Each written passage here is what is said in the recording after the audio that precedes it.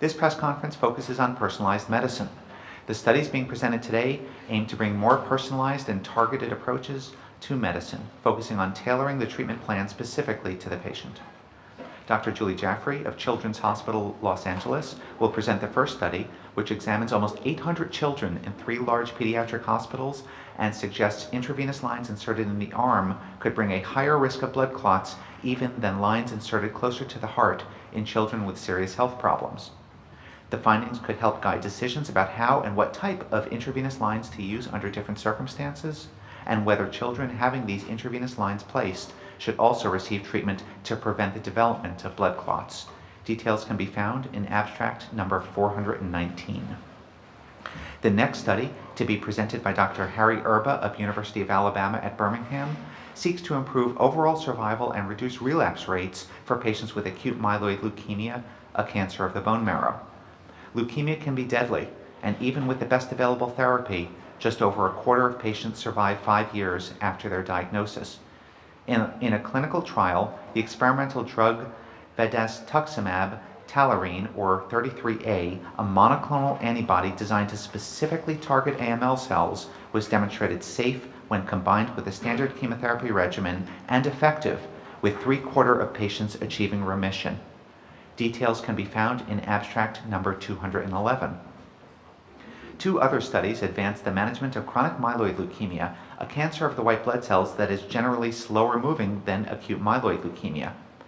Drugs known as tyrosine kinase inhibitors, imatinib, nilotinib, and dasatinib, are some of the great success stories in the past 4 decades of cancer therapy and are so effective at controlling chronic myeloid leukemia that some patients seek to avoid the drug side effects and save costs by reducing the dose of these drugs or discontinuing treatment altogether once they have achieved remission of their leukemia. Results of these 2 new studies suggest that, while it could be safe for many patients to reduce or discontinue drug therapy without a major risk of relapse, particularly in those patients who have been on stable medication doses for years, almost half of patients had leukemia that returned within 2 years, and it is still an open question whether stopping tyrosine kinase inhibitor therapy is safe. The first study will be presented by Dr. Francois Xavier Mahon of Bourgogne Cancer Center at the University of Bordeaux in France. Details can be found in abstract number 787. The second will be presented by Dr. Mary Copeland of the University of Glasgow in the United Kingdom. Details can be found in abstract number 938.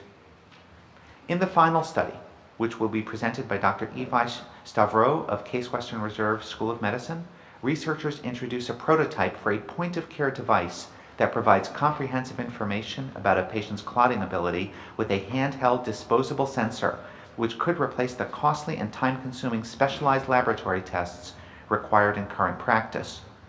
The sensor could help patients who are critically ill, severely injured, or who are on anticoagulation therapy by providing accurate and timely results at point of care, even at home or at the scene of an injury.